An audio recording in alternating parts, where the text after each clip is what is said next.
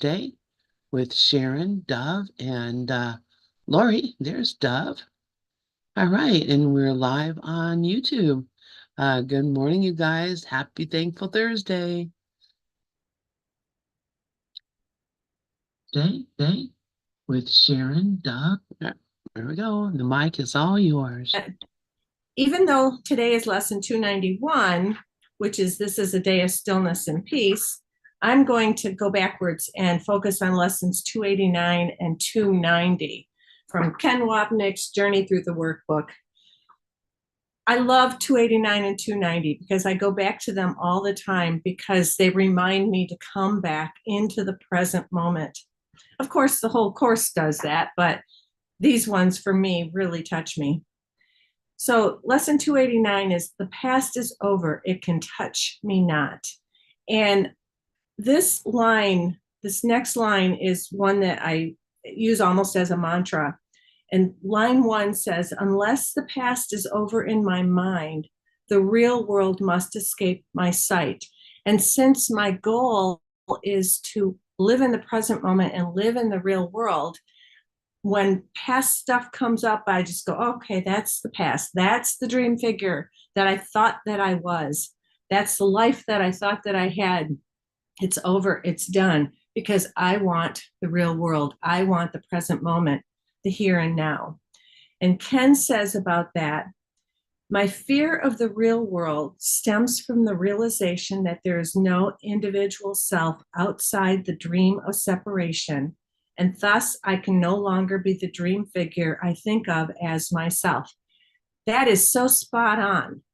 We are so afraid of losing ourself, losing our separate self, our separate identity. Who are we then? Where are we? What are we doing? Where are we going? And this fear of God that the Course talks about, when I have dealt with that and thought, well, then what? Well, then all the people that I've ever loved, then they're not really those people either. And that feels terrifying to the ego in me. But then when I get into the place of truth in the real world, in the present moment, and I feel that, well, that person, okay, Dove is love, Lynn is love, Sharon is love, I am love. And that's all there is. So everyone that I've ever loved is love itself. And I don't have to make all these distinctions and compare Dove to Lynn, to Sharon, to anybody else. I don't have to compare any of my family members to other family members. I just love them all. And then staying in that place of love and saying, well, I'm that love too. It feels so much better. And yesterday there was a conflict at my daughter's house with one of her 3 children. And I could feel the ego in me wanting to throw out that one child that was being a little brat and choose and make special the other children and make them better. And then this morning, I'm sitting there thinking about how much I was so angry at this one child and going, what the heck are you doing? What are you doing? You are just right in the ego thought system, comparing and separating and hating and judging and wanting to not go back and interact with that one child at all. I just want to play with the other kids. And taking a look at that and going, well, thank you, God. Thank you, God, that that is not who I am and that's not what I am. And because I don't have this big thing with children, or I don't have a lot of mommy archetype in me. And so it was a big surprise to me when, as a grandmother, it's like, whoa, I have a lot of grandmother in me. So coming back to the grandmother in me that loves these 3 children the same unconditionally, and then it spreads out to other children too. I feel like a grandma to all these children. They don't have to be mine, and it really is cool, and it feels so much better than getting into the hatefulness. And that's what I've been trying to teach this one child who is out of control, and teach her how to breathe into her heart, calm down, and she can just be so sweet and just be the devil the next minute. And isn't that all of us, right? And I talked to her about how I didn't learn what I'm teaching her until I was old compared to her. And I wish I would have learned it when I was 5, like she is. And so I'm just so grateful for this course that reminds me, don't even go back there. Don't even go back to all your faults and all your flaws. And so I could tell her, I wasn't as a good a mommy to your mommy as your mommy is to you. You have a really good mommy. But I don't blame myself. That's just like, well, that doesn't hook me or make me feel guilty, which is nice. But when it says the fear of the real world stems from the realization that there is no individual self outside the dream of separation, and thus I can no longer be the dream figure I think of as myself. These grandchildren have really helped me to recognize it's like they're not my grandchildren. What helped me a lot when my daughter was young, because we had this terrible, terrible custody battle, and my former husband was an absolute pit bull and got her against all odds. He got custody of her, and it made no logical sense at all. So it was devastating for me. But what helped me a lot was Khalil Gibran's poetry from the prophet, where he said, your children are not your children. They are the arrows slung from life's bow. And it's the same thing when I get into the grandchildren. I have a strong attachment to them, and it's like, well, that's okay. Just watch that. But also notice they're not my grandchildren, because the minute I put my on it, that's a separated ego self that is wanting to attach and form specialness and special relationships. And that's a death knell. That is just not the way to go.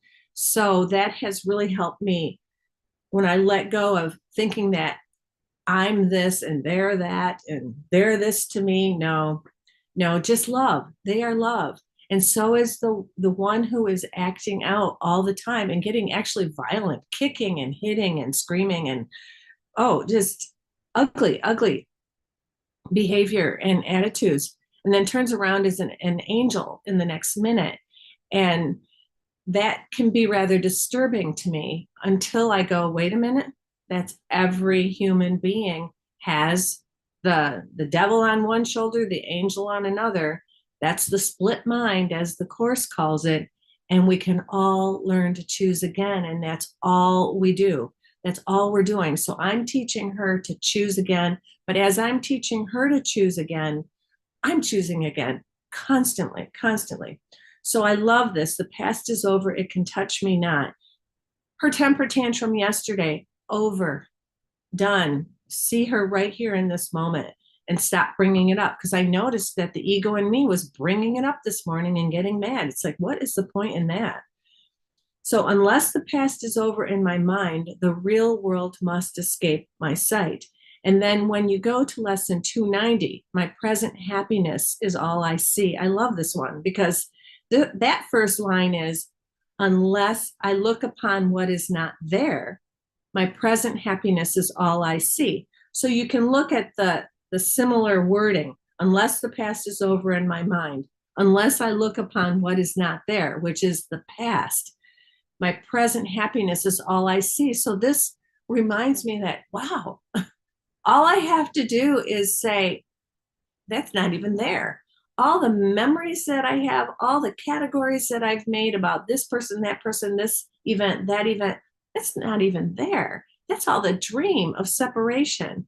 So unless I look upon what is not even there, these dream thoughts in my mind, my present happiness is all I see. So it's like, wow, it's right here, right now.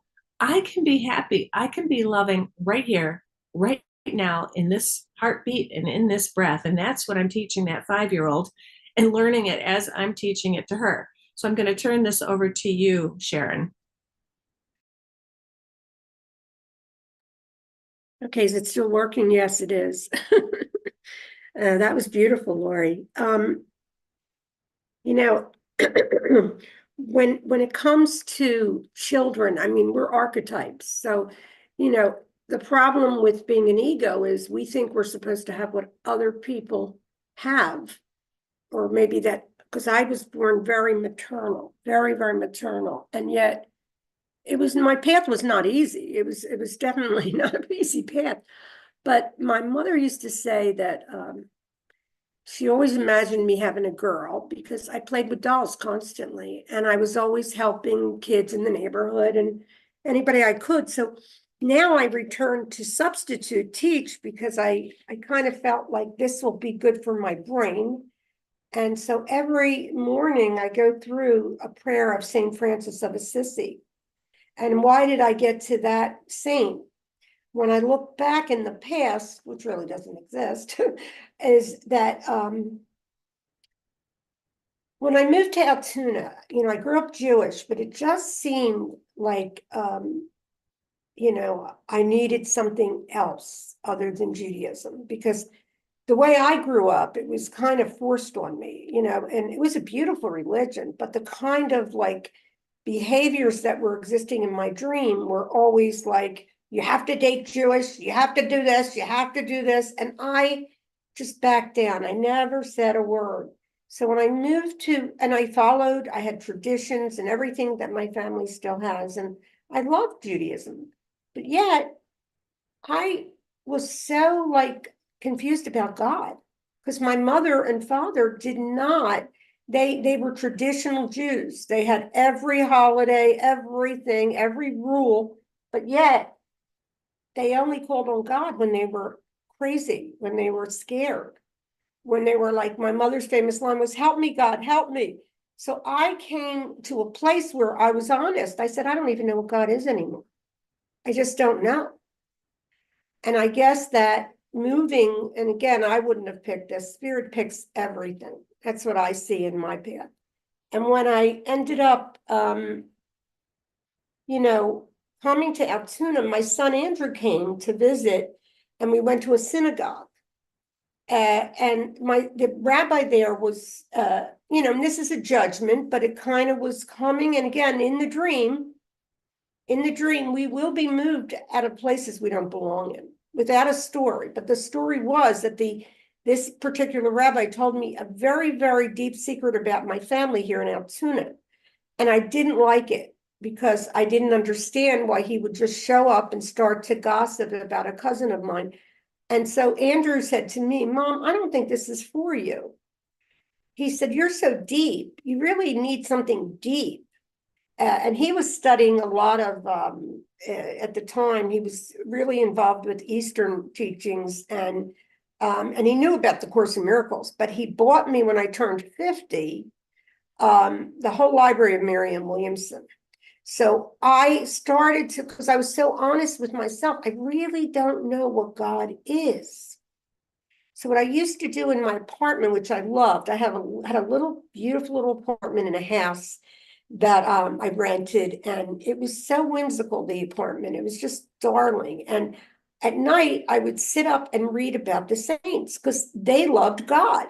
And of course, Jesus had been foreign for this mind, right? Because it was almost like, there was like, even I came from, my grandmother was Yiddish. She spoke Yiddish all the time. And, she didn't want me to ever date anyone that wasn't Jewish. That was just a huge thing. And she was a big impact in this dream. She was the one that told me when I was a little girl and my parents were fighting that it was only a dream. And I kept that, because as the Course will say, you keep everything that's the truth, right? So I ended up reading about the different saints. Mother Teresa, I got her books. I went to the library. And then I fell in love with St. Francis of Assisi's prayer. So before I go to school now, I'm teaching again, and I just do the meditation, exercise in the morning, but I also bring myself to that prayer, make me an instrument. And I don't go through the whole thing, but make me an instrument of love for these children, no matter how old they are. So this week I think I told Dove that on Monday night. I taught in, it was a third grade class, and it was they were just sweetest kids. And yes, they get annoying, and yes, you have to control behavior and all of that. But I was looking at them out of the eyes of love. My vision was not on form, right? So I was in the present. And then I also felt like, because I was probably shocked that I ended up going to all these saints, because that was definitely led by spirit. Because, again, I think there was just something that was, I wanted to get away from the traditional rules with Judaism, but I was coming to the Course in Miracles. And to get to the Course in Miracles, Jesus is a big character in this play. He's our archetype for the West. So I ended up like in a place where I felt, and to this day, I felt that Jesus was a great connection, because he's a thought of love. But the way the world sees it, that's a whole different thing. They make up stories. His name was Yeshua. He was Jewish, and he only cared about everyone, always, right? And yet, in a world of egos, we see, presently at this time, a lot of like, behaviors that don't look at all like God. They're actually like, taking anybody that cancels out anyone, any human in this planet, and doesn't have inclusivity. To me, that's important. But again, the world isn't going to give me what I want. I'm going to get what I need. So whoever wins, that's really like more lessons to learn, right? Instead of me getting scared or upset. But at this time, I woke up this morning and I started to play for a meditation, which I think is absolutely gorgeous, is The Light Has Come from Netta Bowen. And it's so phenomenal to walk. I was walking my dog in this music, and I was just feeling the peace of God. So now I'm at a point when you want only love, that's all you'll get. And that's what I'm seeing showing up in my consciousness. There are judgments that come up, but you know what? They're not me. The judgments, like, there was a boy yesterday. I was at the junior high, and he was acting up. And I felt compassion, because I knew there was something wrong. And he wouldn't listen to a thing I said. So I finally had to write him up. And I didn't mind writing him up, but what I found out was he has no one at home to help him. There's no one there, because he walked out of my class simply because I said, please, at this time, lower your voices. You cannot talk. And he just doesn't care. He just walked out, and he's only, in 7th grade. I had so much compassion after he left. I went to the principal's office. I wrote him up, because that's love too. Love can sometimes look, it's always acceptance, but it can look where you want to help this kid, to say this behavior isn't okay. He walked out of my room, shut the door, and he does this to everybody. That's what I found out. But do you realize how many beings, because this dream's crazy. This dream is insane. Anything in this dream that we believe is usually insane, because we can't keep anything steady. It's always a flow here. It's all flow. It's just this flow of energy. And so, to sit here today and say, I don't want to weigh anymore. I just want love. I don't want to talk about my past anymore. And what's helped me a lot on Tuesdays, I do parents and children, the most difficult classroom of Ken Waltnick's. And that has helped me to release them, because it's a deeper seeing. My seeing now is vision. I'm seeing more of what this space is. It's aliveness, right? So it's kind of like the character that I'm playing is, we're really changing identities. And yes, indeed, the ego is terrified of that. But that's not our terror. We have to just keep moving. And what I had was resistance, and resistance is just a thought. And I didn't realize how many thoughts that I believed that were resisting this present moment. That's all there is. There's no one else here. So the day of stillness and of peace, this is a magnificent lesson, because that's all that's really here. Okay, it says Ken says, we return now to two familiar themes, Christ's vision and the mind, stillness and peace. And that's the promise of A Course in Miracles. There's nothing here. These characters that we think we are is just consciousness, and it's all God anyway. It can't not be God, because we're in the domain of the ego, but that doesn't mean that it's any further from our creator in a sense, right? Because if you split it up, again, that's a divide, right? It's all this one magnificent love story. If we look at it from the eyes of love, now, when I see this hate that's out seemingly outside of me, I look at it and I feel compassion now for these people that are screaming and yelling and telling themselves, oh, but none of it's real. It's what Dove had shared on Monday night. Love is giving to spirit, through spirit, that which spirit requests. So everything is perfect. And it's not like I'm here, I'll be 70 in January. And it's kind of like for the personality, it seems hard to believe. But in reality, there's no 70. This is a complete virtual reality. I saw the other day this deep seeing that I have projected everything, including the character right now that's seemingly talking, right, in the dream. But the gratitude I have that I ended up, and it was all perfectly scripted. The way Lynn came back and she opened up a Zoom and I met all different people that I love. Of course, I've known Lorri and Dove, but it's all been, the course was a teaching that as a young girl in my 30s, I was buying all the books. I was buying Mary Ann's books. I was buying Jerry's books. I was buying any book that would get me what I really knew, which was only love is real. But I didn't understand it, right?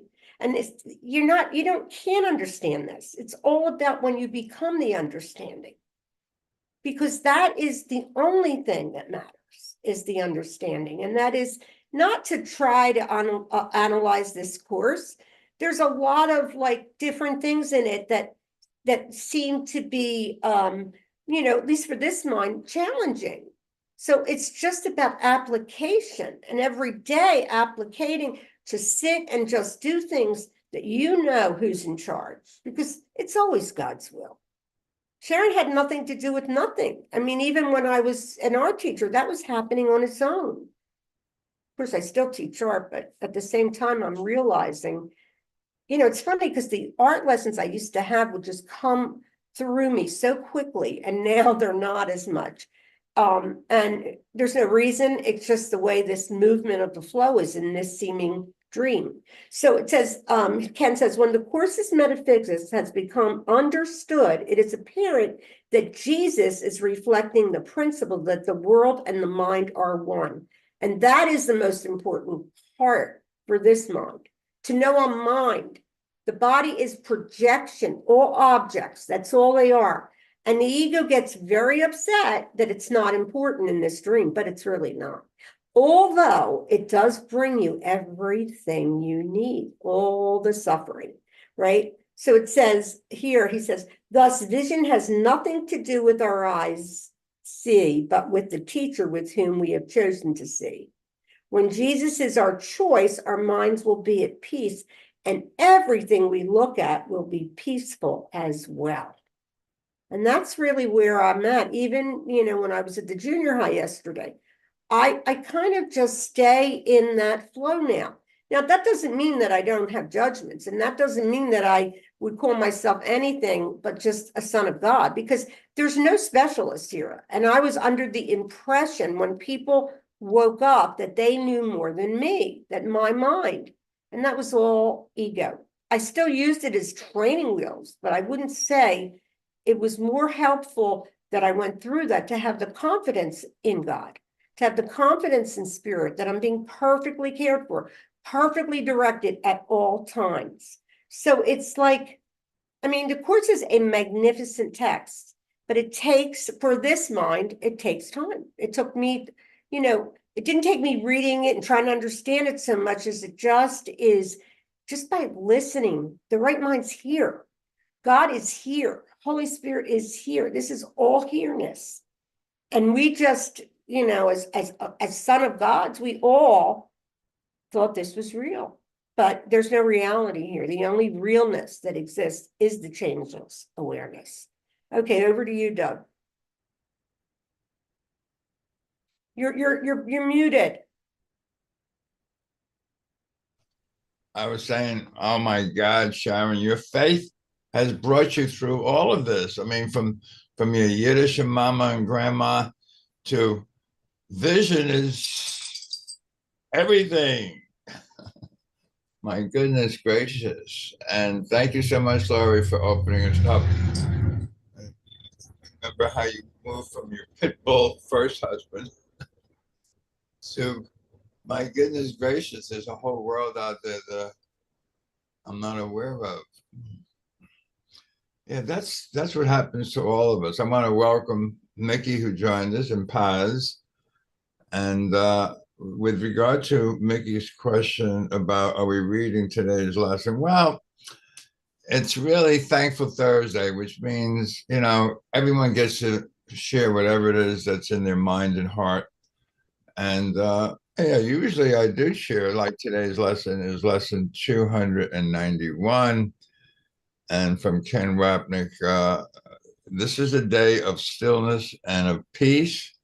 And he says, you can't share in Christ's vision without first looking at what your sight told you is true. Yeah, it's, again, you're talking about vision, bringing it to the Holy Spirit's correction in your mind. At that point, you'll have accepted the holiness that is yours and everyone's true identity. Yeah, so whenever we see anyone other than a holy light, we're not seeing as Jesus, who is the author of this course, that says, hey, I see the face of Christ in all that I meet, and I remember God. Well, how do you get from being somebody who thinks that they're Jewish to seeing the face of Christ in all that you meet? Well, you do have to unlearn everything that you've learned. And that's pretty much what Ken Wapnick says. This is not a course in learning. This is a course in unlearning everything. So when you empty your mind of all the past crap, the stuff of darkness, guilt, blame, shame, you begin to say, is there something else, really? And once you have that little sliver of light that's coming through the closed door, the door starts opening more and more, and you begin to see the light is not out there, the light is in me, and I'm shining, and I see nothing but the light of God. So it's really about what I give to myself. Yesterday, was it yesterday? It was Wednesday. Yeah. I teach, as Len teaches on Saturday, I teach at Maureen's on Sunday and Wednesday. Yesterday's lesson happened to be an all-time winner. It's lesson 108. And most of you know this lesson, at least the title of the lesson, really well. To give and to receive are one in truth. To give and to receive are one in truth. And even though I've done the lesson before, it's really nice to have spent about an hour doing this lesson yesterday. And I got to see that this is about the only lesson you really need.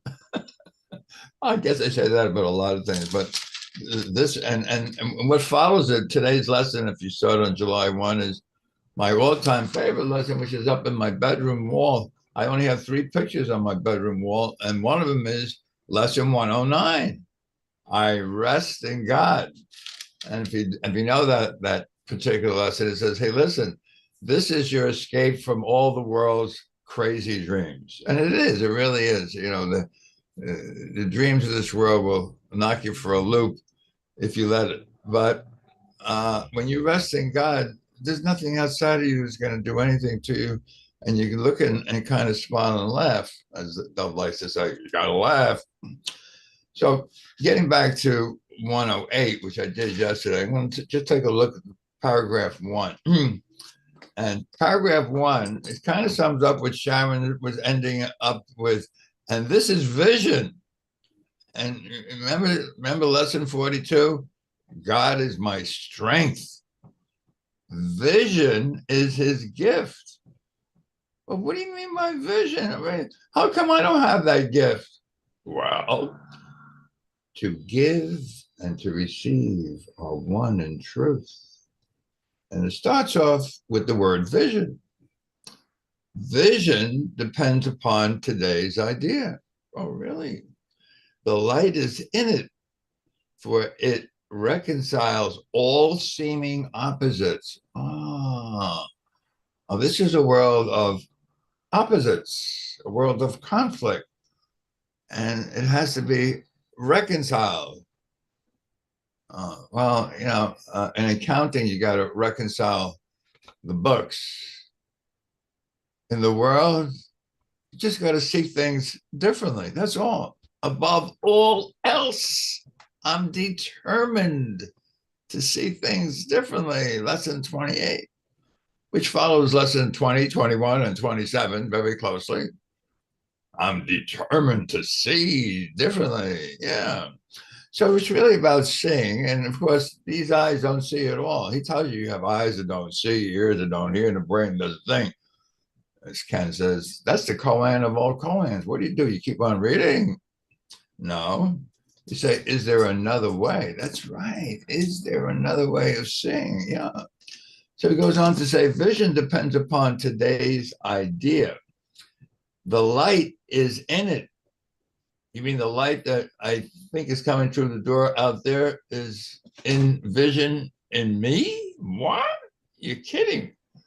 For it reconciles all seeming opposites. That's a lot of power, because this world is one big world of opposites, opposition, competition, comparison, conflict.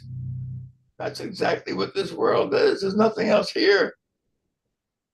And then it goes on to say, and what is light except the resolution? Oh, I like that word. It resolves, born of peace, of all your conflicts, mistaken thoughts, into one concept. What? Another concept? Yeah. Into one concept, which is wholly true. I didn't know the concepts could be wholly true. Well, let me keep on reading. Even that one will disappear. Oh, that's good. Remember, salvation can be said to be an escape from all concepts, not just all but one. Let's see. And even that one will disappear, because the thought, capital T, behind it will appear instead to take its place.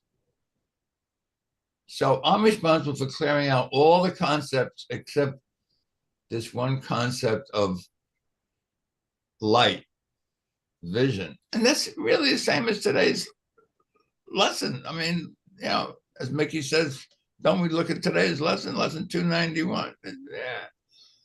Ken Wapping says, you can't share in Christ's vision. Oh, there's the word vision again. Without first looking at what your sight told you is true, bringing it to the Holy Spirit's correction. That's exactly what Sharon is talking about. You got to bring it to the Holy Spirit's correction in your mind. Oh, is the Holy Spirit separate from me? No. You bring it to your right mind. Because when you're in your wrong mind, all you're going to see is differences, conflicts. You're going to see opposites. But what's the name of this lesson again? To give and receive are one and true. So what is it that I want to receive? That's what I want to give. Giving and receiving are the same. You mean if I'm seeking for love in all the wrong places, I'm not giving love? I think the love is out there. I think there's something out there that I need or want, and there's nothing out there. There's nothing. There is no door out there. There is no light out there. I'm always speaking about myself. Didn't I say that a long time ago? I'm always speaking. What is it that I want to see? Give it, share it, love it.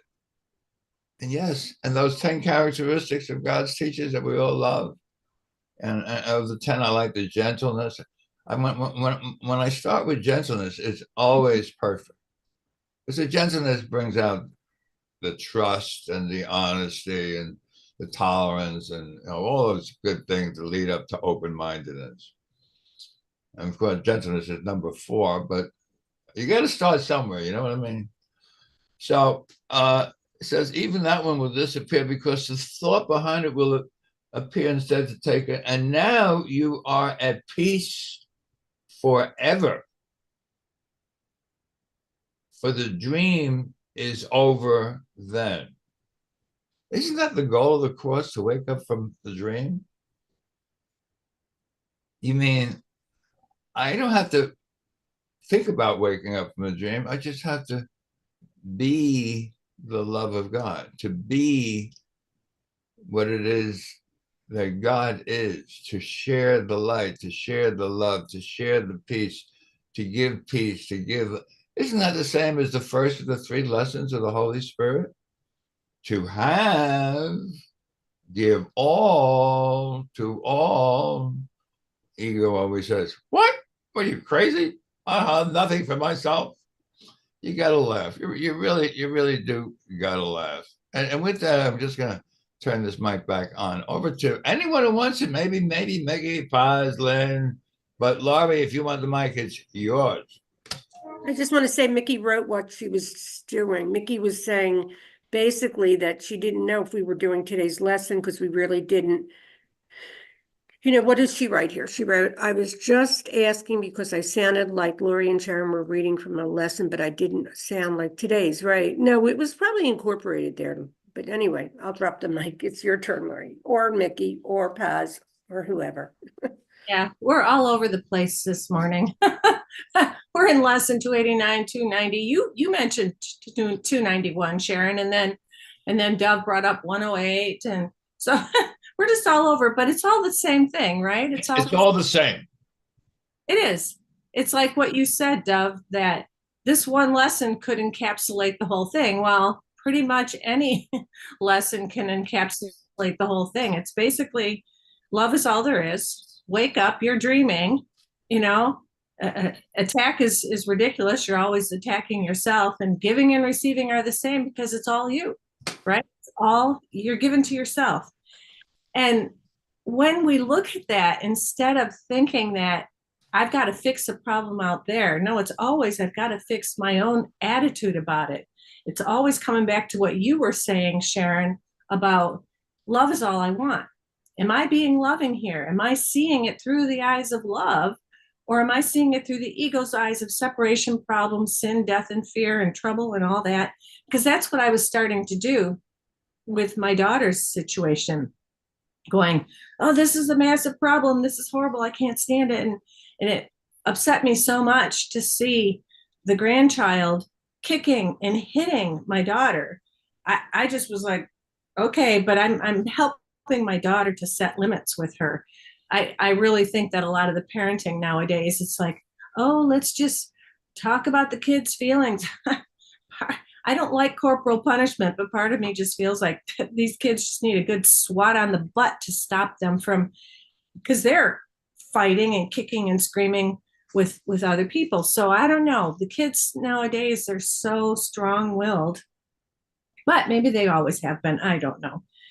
So getting back to what you were saying, Dove, about, you know, this vision reconciles all opposites. To give and receive are one in truth. That's something that I've been working with for quite some time. Just like, what is vision? And I looked up all these different passages in the course about what exactly is vision. And it's like, oh, well, I think I have that here and here and here. And it says we do have the vision and the power to see the body not. We look past the body. We know we look past appearances to the love behind them, like you did, Sharon, with that 7th grader who was acting out, and you just had compassion for him. And it's like, yeah, you still write him up, but you have compassion. That's vision. So vision is in lesson 158. Today I learned to give the gifts I have received. It says, Christ's vision has one law. It sees no one as a body. It looks past all appearances without a dimming of the light at all. So what is vision? Vision is that we see the light in ourselves and in everyone and know that light and love is all there is. And sometimes when I read this, I think, oh, this is just hokey. This is not true. To say love is all there is. Look at the world. How can we say that? You know, this is just a fairy tale, fantasy, um, immature kind of like, oh, you know, everything's going to turn out fine. But if it weren't for the demonstrations in my life and how things have shifted for me, both internally and then they externally shift, I would never believe this course because it just sounds too hokey. It just sounds like this cannot be. But the results are amazing, and they're amazing with everyone who does this course. We've seen it over and over that we just all heal and change and grow. And I attribute it to these principles, these ideas. So the other thing, Sharon, is something that you've said more than once, is that your grandmother taught you that this was all a dream. And she taught you that when you saw your parents fighting. I didn't know it was that part. And that really helps me a lot because I keep thinking about, I'm always telling my grandchildren, this is all a dream. And they don't seem to get it right now, but I'm just going on, you know what? When they're older and grandma's dead and gone, they're going to remember that and they're going to go on that. And, you know, I'll sing them, you know, merrily, merrily, merrily, merrily, life is but a dream. And I'll say, yes, this life is a dream. It's just like when you're dreaming at night. So that's really helpful to hear that. And then the other part, when you say you want only love, I have worked with that for about 15 years and I still feel like, oh, the ego just takes over. It's like, I'll set my day and I say, I want to see only love. And don't, don't. And love or a call for love. And that one still hooks me a little bit and hangs me up, but you know, that's okay. It's more, it's like you said, Sharon, and you said, Dove, we do it more than we used to. We apply these principles over and over and over again, and then they just transfer. The transfer of training is just to everything, and that feels really good. Okay, so getting back to lesson 289, the past is over, it can touch me not. Unless the past is over in my mind, the real world must escape my sight, for I am really looking nowhere, seeing but what is not there. And then that segues right into lesson 290, what we talked about earlier. Unless I look upon what is not there, my present happiness is all I see. Eyes that begin to open see at last. And I would have Christ's vision come to me this very day. So what is Christ's vision? Seeing that is all a dream, looking past appearances and then sinking into, well, but we know God's love. We feel God's love. We know it's true. And then when everything is dead and gone, what are you left with? You're left with peace and love. And almost all human beings feel that way. And why does every single human being on the planet look for God? The atheists look for God and decide there is no God, but they've still looked. Why? Because God is in us. God is what we are. And we are seeking ourselves, and we have to seek ourselves. God is always calling us home. You could say that in another way. It's our higher self. We are always calling ourselves home. Always, always, always. And we might come up with some fantastical beliefs about what that is, what God is, what life is all about.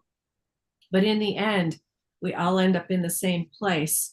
And that's the total equality of God's Son. And I'm so grateful to you, Dove, for that emphasis on the equality of God's Son. And Lynn, you just wrote, we are being called from within, outside time and space. Yes, and we all know it and we all feel it. And some people might try to look past that because they see no evidence of God in this world of war and sickness and death. And so they just, no, I'm not going to deal with that. Let me just watch the baseball game. And that's what a lot of people do. Let me just watch this movie. Let me just watch this baseball game. Let me take these drugs. Let me go into this relationship. Let me go on vacation. But I can't deal with that because it's too much conflict. You know, you just, the cognitive dissonance of, really, there's a God of love and we see this. It's like, how do you reconcile that? And for me, the Course is what reconciled it. And for other people, Christianity reconciles it, other people, Islam, whatever. But I'm so grateful for that reconciliation of all the opposites, like to give and receive are one in truth. This reconciles all opposites. Know that we are one with everyone, and there's nothing out there. It's nothing out there. It's always all me. So you can't blame anybody else. Not me, the ego, but me, the mind. So I'm going to turn it back over to you, Sharon. That was beautiful, Lorri, just beautiful. So, today, like, I remember years ago, like when I think of a day now, Byron Katie used to always say, she would laugh when somebody would say, see you later, or see you, because that's all that's here is this present moment. And I bring myself back to that through the day, because our thoughts are the very thing that gives us all this tension in our body. When I moved to Altoona from Philadelphia, I kind of I had a lot of pain, and over the years then I had fibro, and it was really because I would say to people, if somebody were in my mind, they would jump out. They would just jump out. I mean, I was literally in hell, but I still had a sense of humor, because right-mindedness lives in all of us, no matter what. And that sense of humor is always coming from that part of us. So, when you brought up, my grandmother, this is so interesting. I have my friend for like 45 years I spoke to this morning. And when we were like in our 30s, I said to her, and I never told my mother, father, or sisters. My grandmother told me this was a dream. I only told her. So it leaves me to realize that everything that's coming out of our mouths is a simulation. The readiness, and remember, my grandmother was just a reflection of my own mind, right? So she was trying, Spirit came in as my grandmother and said, okay, this is a dream. You don't have to, because I have this, I don't know, Lorri, if you're familiar with HSPs, but they're highly sensitive. I was told that years ago. So I used to cry and my parents fought a lot in my very early years, like really, they were like children and they did the best they could, but they thought this was real. And when you think this is real, it becomes very impossible for the mind, because it's like you're not getting your way. Everything changed in my mother's life from polio. And it was just interesting that this grandmother, was my beautiful grandmother. She was, I called her Mama Maida, and she was Yiddish. She was just a beautiful soul. And boy, did she love me. But this is all part of Sharon's story. I projected that. My mind projected her, right? And then I was around like 9, or I guess Spirit was just trying to show me certain things, because when my father's father died, my grandmother I'm talking about was my mother's mother. My father's mother was like the Buddha. He didn't speak very much at all. He loved the silence. You could just tell he was so contented and so gentle. And when he died, I think I've told you all this before, he came and he was on me to kiss me goodbye.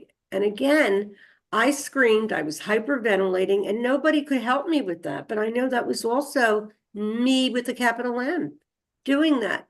Because, the infinite is in disguise all the time, right? Because, Sharon doesn't exist, Lorri doesn't exist, Mickey doesn't exist, Paz and Dove.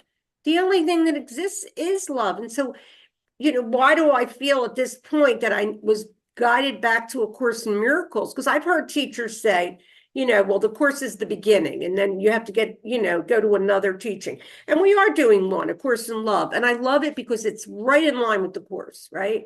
We're doing that on Monday nights, and I'm so grateful for that. But, when you get guided, sometimes you're not even aware of it. Because ego gets in there and then says, well, of course you're going to go back to them. They're nicer people. And there are no people. The ego is always in grievance. It's always in grievance. There's no way an ego cannot be in grievance. And I look now, do I have a grievance? And Lorri and Dove know what I was like, and Lynn, what I was like during the last election, because, I had a preference, and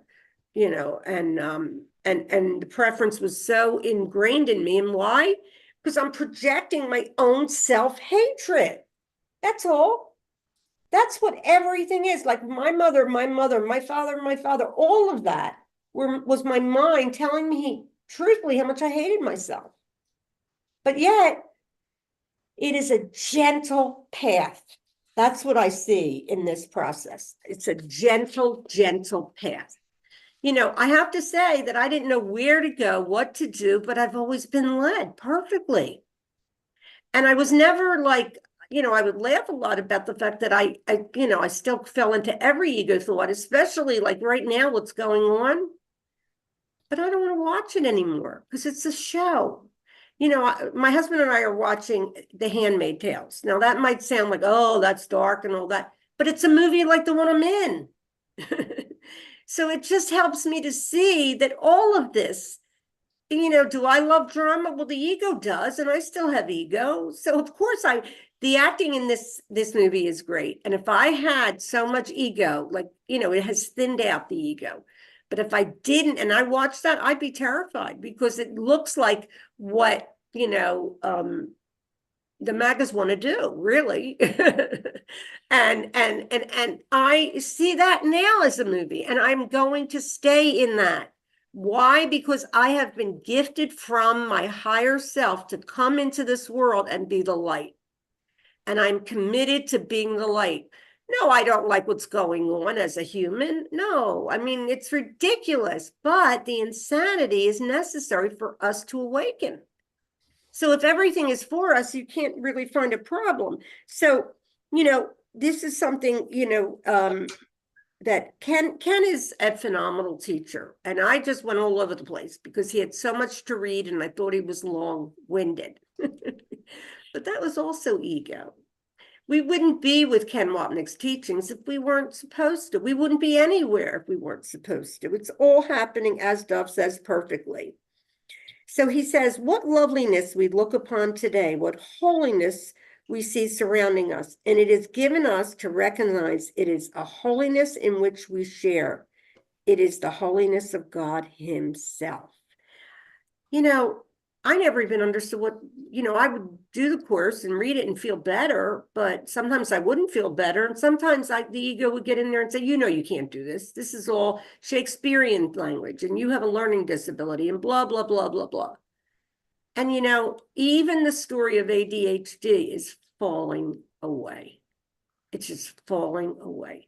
It's another victim story. Every story about our characters is victim or victimization. And the pleasure the ego gets, you know, but it's an energy that is very different from just being present, you know. So he says here, I want to stress again the importance of keeping the metaphysics of A Course in Miracles in mind.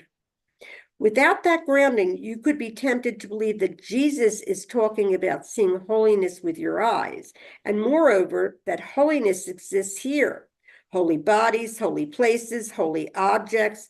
Moreover, if you think you're a good student of A Course, you may seek to deny the horrible things that go on in the world. See, he has seen it all. He has seen it all.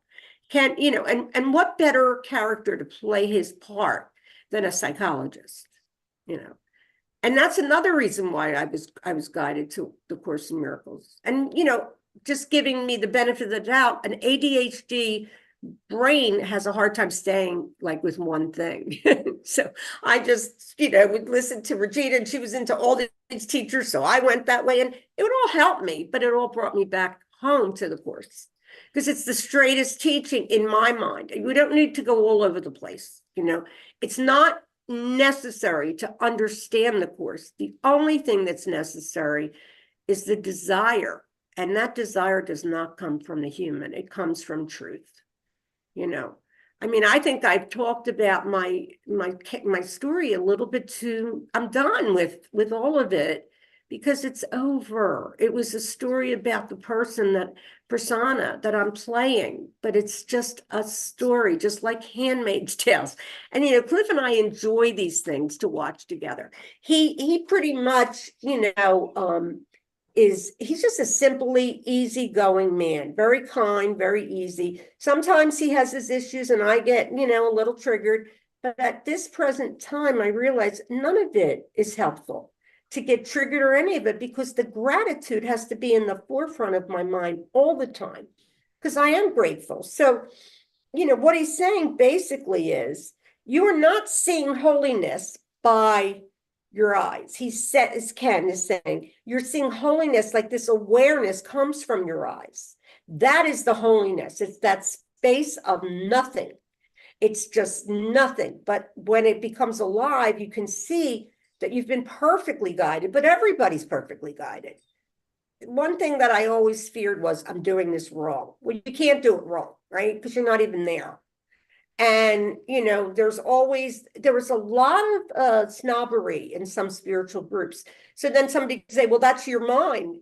No, that was my interpretation, because I felt in my heart that it wasn't for me. I don't like any snobbery. That's just the way I am. I want everybody to be equal. I've always been like that. Even as a persona, even as a person. Yes, I have hate. I've had all of it. But the self-hatred is leaving. And I'm left with very little guilt. It's still there, the guilt, but it's just a little bit every moment that we just sit in the presence of God. And I couldn't think of a better group to be in than this group, because this is where I started. And, I have to say, Dove and Lynn were very, very important to me during those years. So I am grateful for all of it. And over to you, Dove. Thank you. All right. Thank you so much, Sharon. I love that line. I've been gifted by above with the light. I've been gifted. Yeah. I think we're all gifted. Does anyone want to share? I mean, Mickey's here. Zuma, Lynn, anyone? If I just not, want to thank you, Dove, really, for all the years we've done for all this community, because it's been wonderful. Just wonderful. okay. I'm gonna pick up on what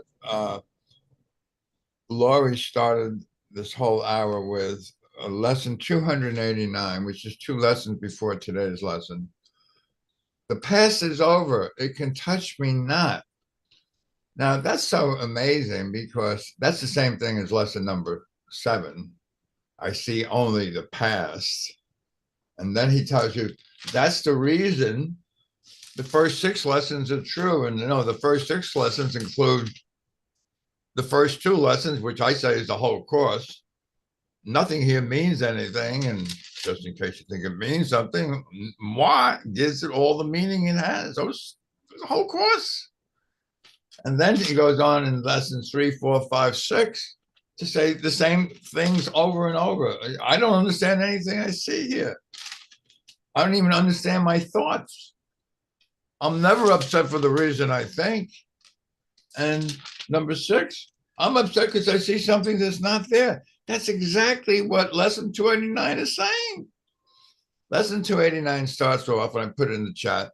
Unless the past is over in my mind, the real world must escape my sight, for I'm really looking nowhere. You're looking at a facade. I mean, we call it a movie screen, a backlot in Hollywood where it's just a facade. There's nothing there. It looks like a saloon or a hotel, but there's nothing there. The past is over. It can touch me not. I mean, I have eyes that don't see, ears that don't hear. And I think I can judge the world and say it's good or bad. There's nothing good or bad in this world. Nothing. We make it all up. Yeah, because the world's a schoolroom where we come to learn lessons. And yeah, there's got to be something out there that teaches me a lesson. Otherwise, there's no lesson. You got to laugh at this stuff. Does anyone want to say anything at all? We have 1 more minute to go. If not, I love you all. Nothing else to say. So thank you, everyone. Oh, wait, Lorri, you asked about Course of Love. It's on Monday nights at 7. Yeah, Dove wrote it in the room. Thank you. Okay, all right. Yeah, one other thing. I'm going to ask you, Lorri, are we still on YouTube? Yeah. Well,